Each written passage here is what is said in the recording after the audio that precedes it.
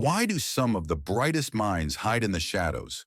The chatter in Claybrook Middle School echoed down the polished hallways of the 7th grade wing, bouncing between the rows of lockers and bulletin boards filled with colorful announcements. Room 207, Math Advanced, was no exception. Students trickled in, laughing, whispering, dragging their feet toward another hour of equations and exponents. But one girl sat still. 12-year-old Maya Ellison hugged her notebook close as she took her usual seat in the last row. Her hair curtained one half of her face. Her eyes stayed low. Her pencil tapped a soft rhythm on the desk, not from boredom, but from thought. Always thought. Maya had perfected the art of invisibility. She rarely spoke unless called upon, turned in her homework on time, and avoided drawing any attention to herself like it was a matter of survival. Her teachers barely noticed her. Most students didn't even know her name, and that suited Maya just fine. But today would be different. The classroom fell into an uneasy silence as the heavy footsteps of Ms. Rachel Thorne approached. Known school-wide for her no-nonsense teaching style, Miss Thorne believed in discipline, accountability, and results, delivered with a sharp tongue and a stony face. She was the kind of teacher who turned learning into a test of willpower, not wonder. She stormed into the room with a stack of freshly graded algebra worksheets and a scowl carved deep across her face. "I've been teaching linear equations for 3 weeks," she barked, slapping the stack onto her desk. "And yet, half of you can't even simplify a variable." "Are you kidding me?" A few students exchanged awkward glances. One or two shrank into their seats. "You're in 7th grade advanced math. That's supposed to mean something," she continued, her voice rising. "From now until college, you'll see questions like these. If you don't understand them now, you're setting yourselves up to fail." Then came the moment Maya dreaded, the scan. Ms. Thorne's gaze swept across the room like a searchlight, pausing just a second too long on each face. Then it stopped. Dead center on Maya. "You!" she snapped. "Ellison!" Maya's head jerked up, her stomach clenched.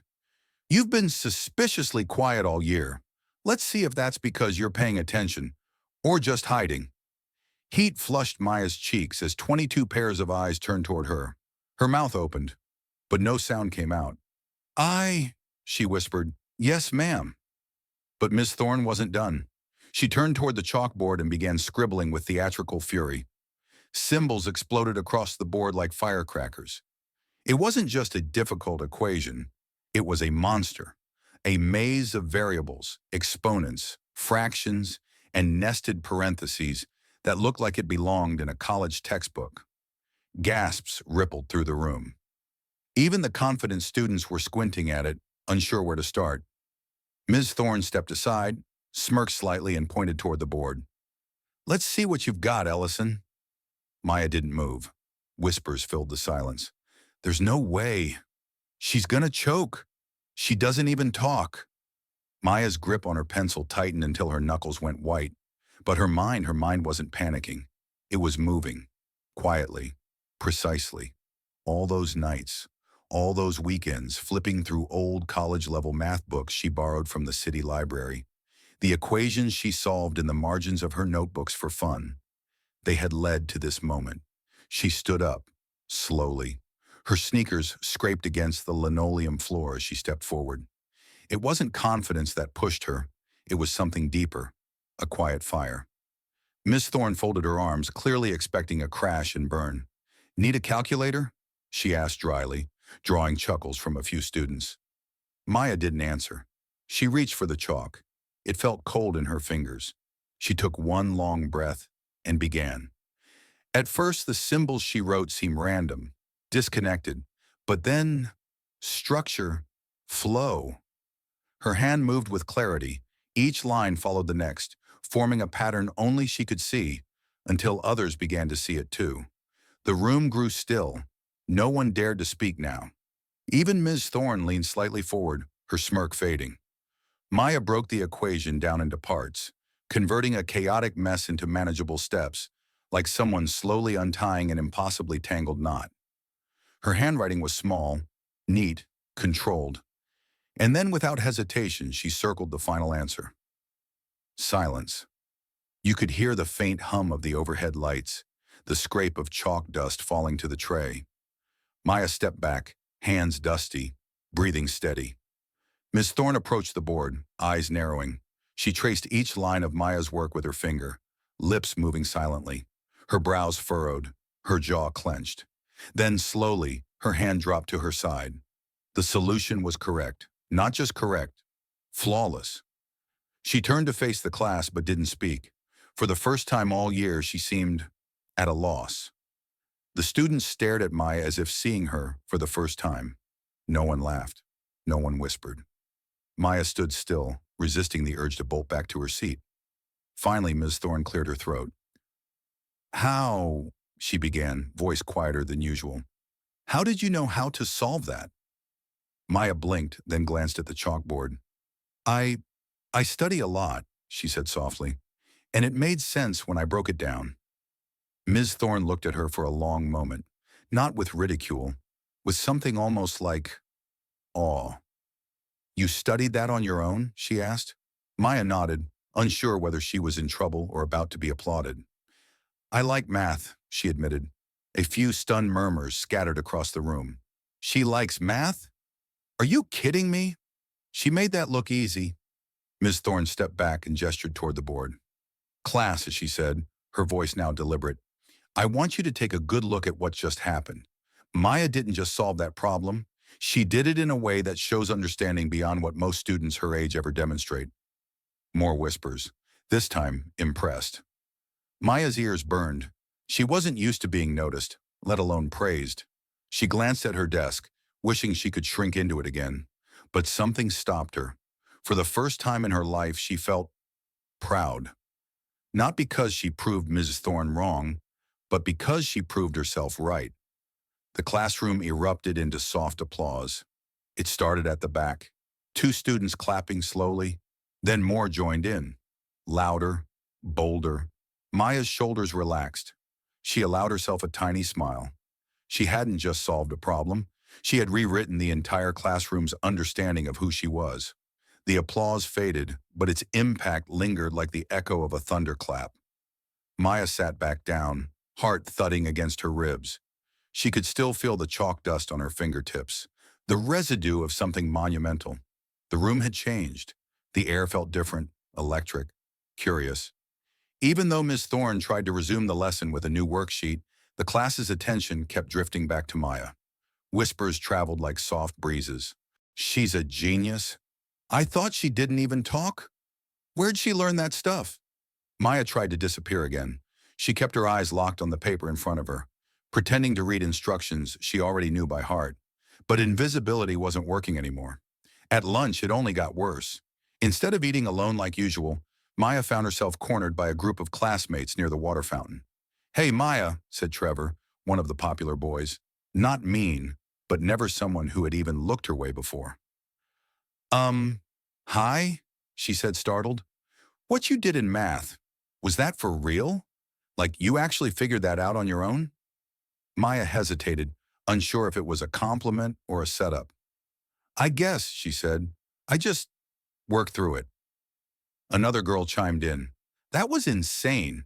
You made Ms. Thorne look like she didn't even know how to solve it herself." Maya shook her head, uncomfortable. "No, she knew. I think she just wanted someone to try." The girl blinked. "Well, no one else could have, so you're like a math wizard?" A small laugh escaped Maya, genuine and involuntary. "I wouldn't say that," but the label stuck.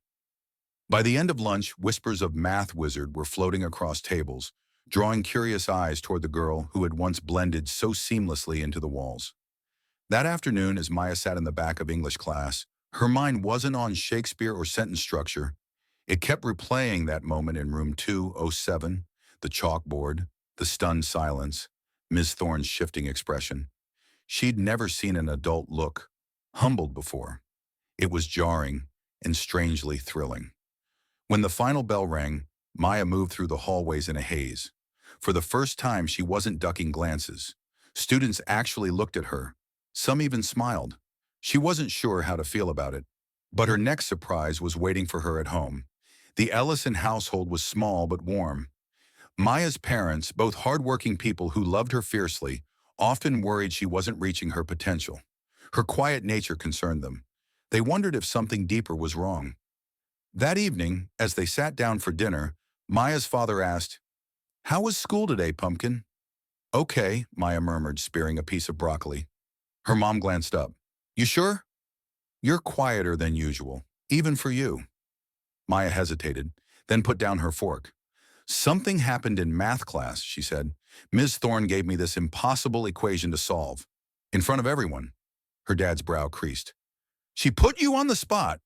"She does that," Maya replied. "But I solved it, the whole thing. And the class, they clapped." Silence. Then her mother gasped. "They clapped?" "For you." Maya nodded slowly. "And you solved it?" her father asked, awe creeping into his voice. "It took a minute," Maya said. "But yeah." Her parents looked at each other, and pride blossomed across both their faces like sunrise on water.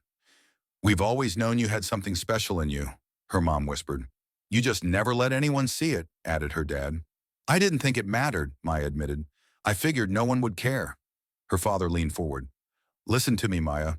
The world may not always notice brilliance right away, but when it does, you have to let it in. Don't shrink. You belong in the light just as much as anyone." Maya didn't speak, but something inside her, something long dormant, stirred. Maybe she didn't have to hide anymore.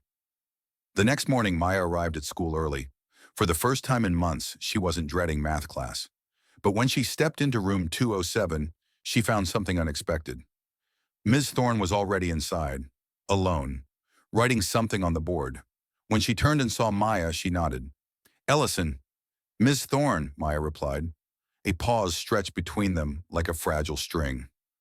Then Ms. Thorne said something Maya never expected.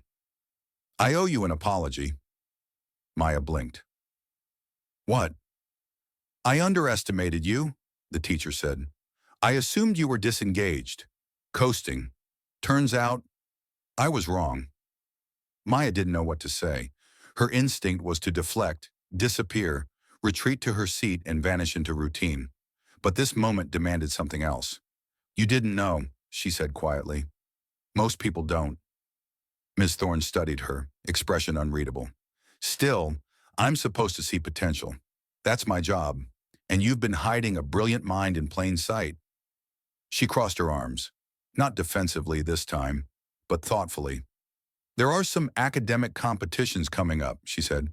"Math Olympiad, State Logic Challenge, things that would push you, challenge you." Maya's breath caught in her throat. "Compete? Her? But I don't know anyone else doing those," she said softly. "You don't need to," said Miss Thorne. "All you need is the willingness to step forward. The rest will come." Maya bit her lip. She wasn't sure she was ready for that kind of visibility, that kind of pressure, but she also wasn't sure she wanted to go back to the shadows. "I'll think about it," she said. Miss Thorne smiled faintly. "That's all I ask." And for the first time, the smile didn't seem forced or condescending. It seemed real. In the days that followed, Maya's world began to tilt. It wasn't a dramatic shift, just little things. Classmates who used to ignore her now nodded in the halls. Some whispered to each other when she passed. Others approached her at lunch, asking questions, offering seats. She didn't become popular overnight, but she became seen, and that made all the difference. One afternoon, a girl named Jasmine, whom Maya had only ever heard laugh in the back row, sat beside her in the library. "I suck at algebra," Jasmine confessed. "Do you think, could you maybe help me sometime?" Maya hesitated, then nodded. "Sure." Jasmine smiled. "Thanks. You're like way smarter than half the teachers here." Maya laughed. Maybe that wasn't entirely true, but maybe she wasn't just a shadow anymore. The morning of the Regional Math Invitational arrived with a sky streaked in silver. Outside Claybrook Middle School, buses rumbled, teachers huddled with clipboards, and a group of carefully selected students stood with matching maroon jackets. Except one. Maya Ellison didn't wear the team colors. She wasn't supposed to be here. In fact, she wasn't even on the original list. It wasn't until Ms. Thorne marched into the principal's office 2 weeks prior, her voice sharp, her jaw firm, that Maya's name was finally added. Not because of her grades, not because of any form, but because of what she did on that chalkboard in front of a stunned classroom with no warning and no calculator. She belongs here, Miss Thorne had said, and frankly, if she doesn't compete, none of us deserve to. Now, as the competition loomed, Maya stood alone by the entrance doors, fingers curled tight around the strap of her backpack, her eyes tracing the crowd. She had never felt more unsure. She had never felt more alive. Inside the auditorium, fluorescent lights hummed overhead. Tables were spread across the vast room like islands. Judges sat with stern expressions and stopwatches. Questions were printed in thick stacks, some so difficult Maya could barely process the symbols at first glance. But then she took a breath and remembered who she was. For the next hour, Maya's pencil danced across the page. While others sighed or scratched their heads, she solved complex derivatives in elegant silence, reduced chaotic equations with the kind of precision that could only come from obsession and love. Yes, love. Because math to Maya had never been just numbers. It was poetry. It was music. It was a puzzle that always had an answer if you were patient enough to look. By the time the competition ended, Maya didn't speak. She didn't need to. Her paper spoke for her. The judges were the ones who looked stunned now. And when they read the scores aloud to the entire room, the auditorium gasped. Maya Ellison, perfect score. First place, solo division, regional champion. She stood blinking, unsure if she'd heard right. Miss Thorne rose to her feet first, then others. Applause rolled like thunder. Not polite, not obligatory, real, raw, proud. For the first time in her life, Maya stood before hundreds of people and felt seen, not just as the quiet girl, but as someone extraordinary. She accepted the medal with shaking hands and watery eyes. And when the judge leaned over and whispered, "You just put this entire school on the map," Maya didn't say anything. She just smiled. The celebration back at Claybrook was nothing short of unbelievable. Banners with her name were hung in the main hallway. The principal shook her hand. Other teachers she had never spoken to now asked her about her future plans, scholarships, mentorships.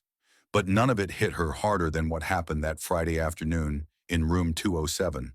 Class had ended. Students had cleared out. Miss Thorne sat at her desk reviewing some notes. She looked up as Maya approached. "Still can't believe they gave you a perfect score," she said, eyes gleaming. "I've coached this team for 10 years. No one's ever done that." Maya grinned shyly. "I almost passed out when they said my name." Miss Thorne chuckled. Then she stood, walked around the desk, and placed a gentle hand on Maya's shoulder. "I owe you more than an apology," she said softly. "You reminded me why I became a teacher in the first place." Maya blinked, surprised. "I thought it was to be strict," she teased. Miss Thorne laughed. "Touché, but no, it was to find minds like yours, to pull them out of the shadows. I failed at that. You found your own way out. You lit your own path." There was a pause, and then, "I want to nominate you for the National Scholars Program," Miss Thorne continued. "It's competitive and it's intense, but I think you're not just ready, you're overdue." Maya nodded slowly, not with fear, but with purpose. That evening over dinner, Maya told her parents everything, from the chalkboard challenge to the medal, to the nomination. Her father put his fork down. "You know," he said quietly, "I used to worry that the world wouldn't ever see you, that you'd stay invisible, even though you shine so bright. But I was wrong." Her mother reached across the table, took Maya's hands. "You've always had a voice," she said. "You just finally used it, and now no one can ignore you." Later that night, Maya sat at her desk.